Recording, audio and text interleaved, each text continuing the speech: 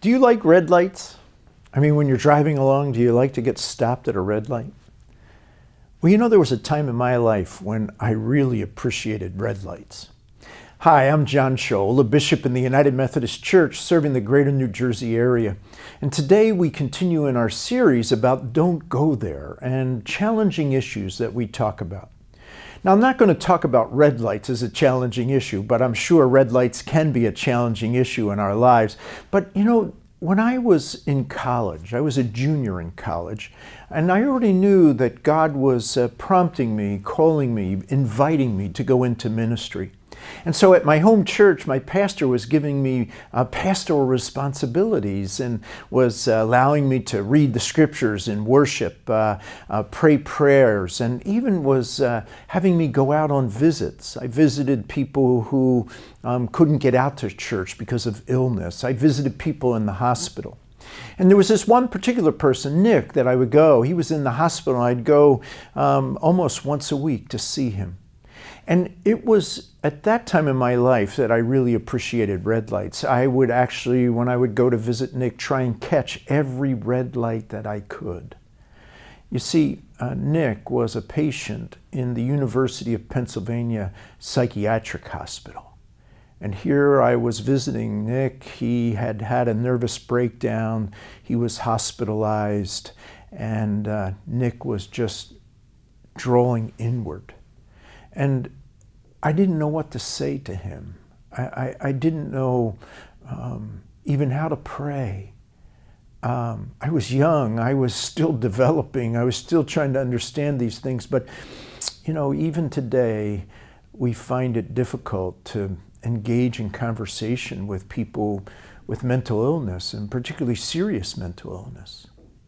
And so today we continue in this series about Don't Go There, and how often the church just doesn't go to the places where people sometimes need us most to go. We don't want to talk about some of the challenging issues. We don't like to talk about the things that make us uncomfortable. But those are exactly the places God wants us to go. And so today we talk about Nick. We talk about mental illness. And let me share with you a couple of statistics. Did you know that 18% of the population is nervous around strangers?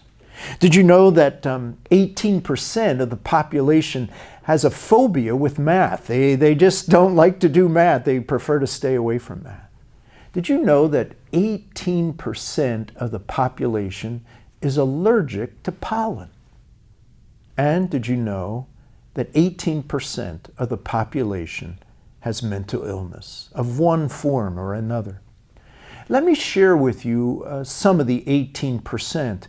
These are people who in their lifetime had mental illness.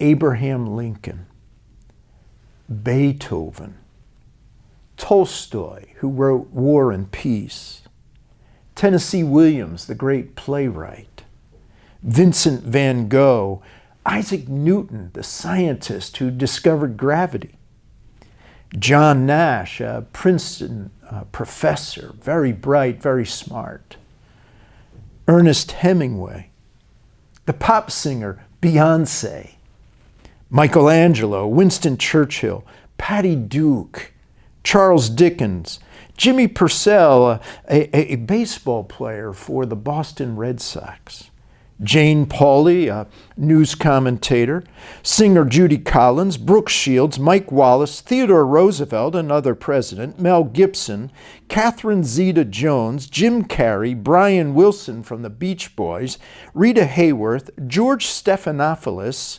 Lionel Aldridge, who was a star for the Green Bay Packers when they were just running over everybody, J.R. Rowling, the writer of Harry Potter, and Darryl Strawberry, a great player for the New York Mets.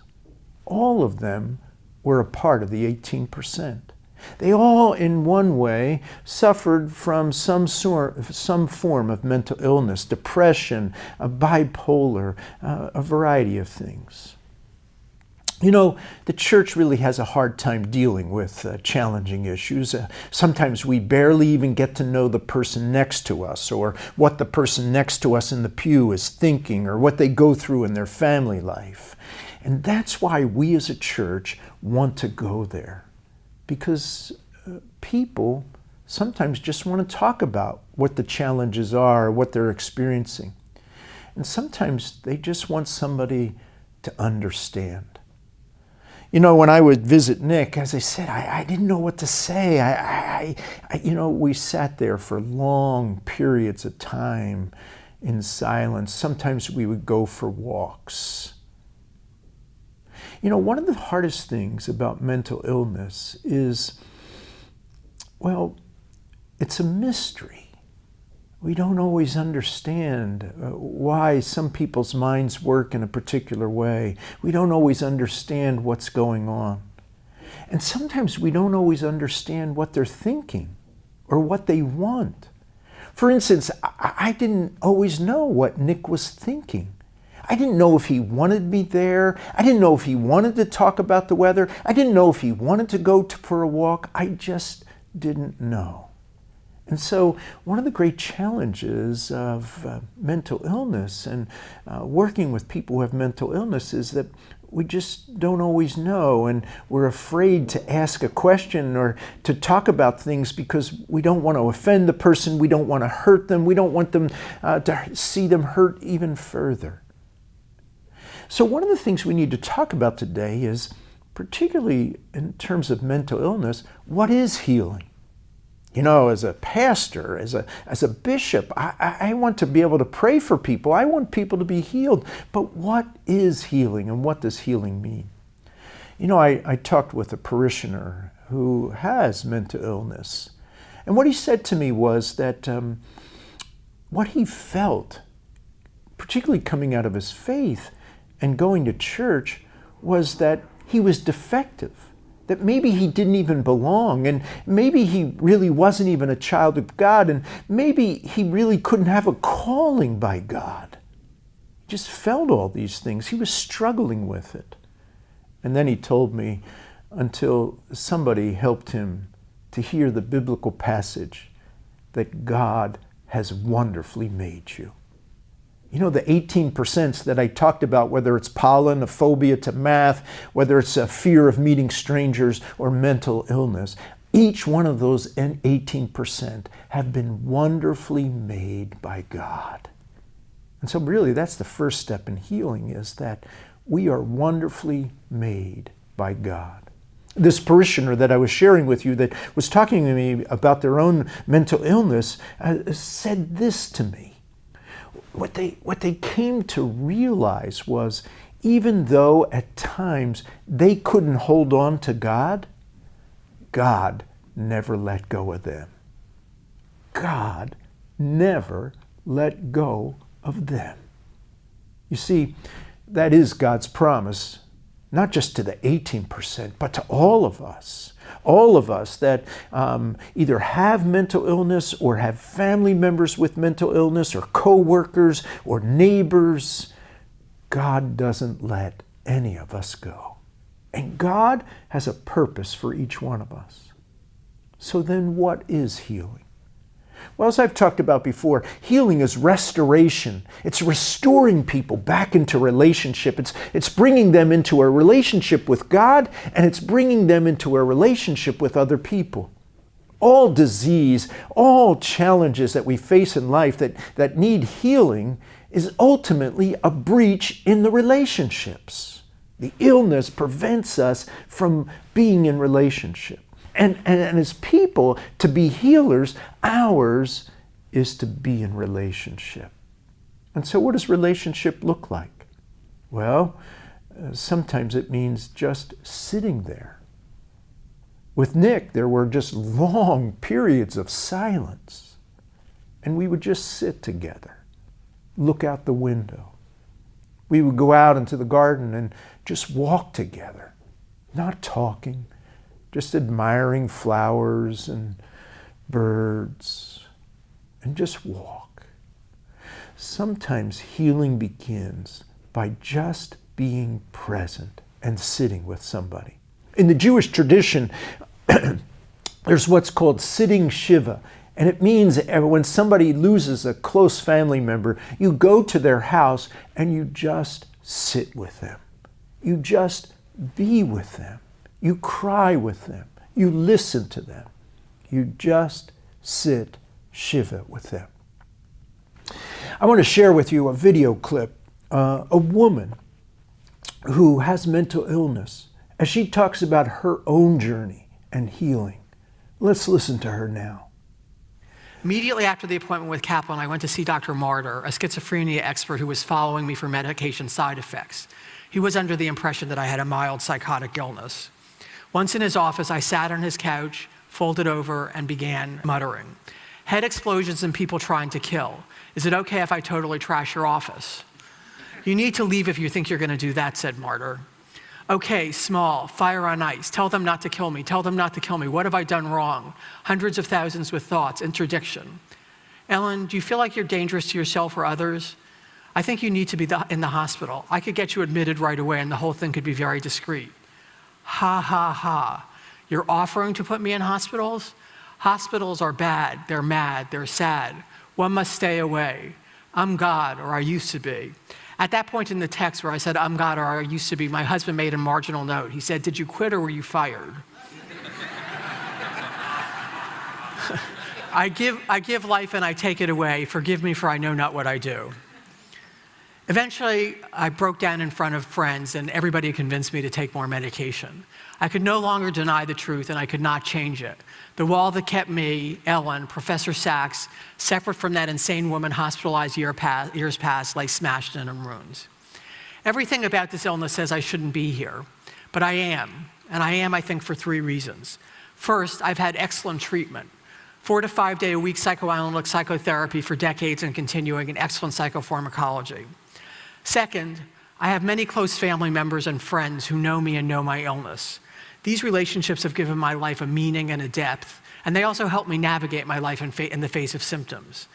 Third, I work at an enormously supportive workplace at USC Law School. This is a place that not only accommodates my needs, but actually embraces them. It's also a very intellectually stimulating place, and occupying my mind with complex problems has been my best and most powerful and most reliable defense against my mental illness. Even with all that, excellent treatment, wonderful family and friends, supported work environment, I did not make my illness public until relatively late in life. And that's because the stigma against mental illness is so powerful that I didn't feel safe with people knowing. If you hear nothing else today, please hear this. There are not schizophrenics. There are people with schizophrenia. And these people may be your spouse, they may be your child, they may be your neighbor, they may be your friend, they may be your coworker. So let me share some final thoughts. We need to invest more resources into research and treatment of mental illness. The better we understand these illnesses, the better the treatments we can provide, and the better the treatments we can provide, the more we can offer people care and not have to use force. Also, we must stop criminalizing mental illness. It's a national tragedy and scandal that the LA County Jail is the biggest psychiatric facility in the United States. American prisons and jails are filled with people who suffer from severe mental illness, and many of them are there because they never received adequate treatment. I could have easily ended up there or on the streets myself. A message to the entertainment industry and to the press. On the whole, you've done a wonderful job fighting stigma and prejudice of many kinds. Please continue to let us see characters in your movies, your plays, your columns who suffer with severe mental illness. Portray them sympathetically and portray them in all the richness and depth of their experience as people and not as diagnoses. Recently, a friend posed a question. If there were a pill I could take that would instantly cure me, would I take it? The poet Rainer Maria Rilke was offered psychoanalysis. He declined, saying, don't take my devils away because my angels may flee too. My psychosis, on the other hand, is a waking nightmare in which my devils are so terrifying that all my angels have already fled. So would I take the pill in an instant? That said, I don't wish to be seen as regretting the life I could have had if I'd not been mentally ill, nor am I asking anyone for their pity. What I rather wish to say is that the humanity we all share is more important than the mental illness we may not. What those of us who suffer with mental illness want is what everybody wants. In the words of Sigmund Freud, to work and to love. Thank you.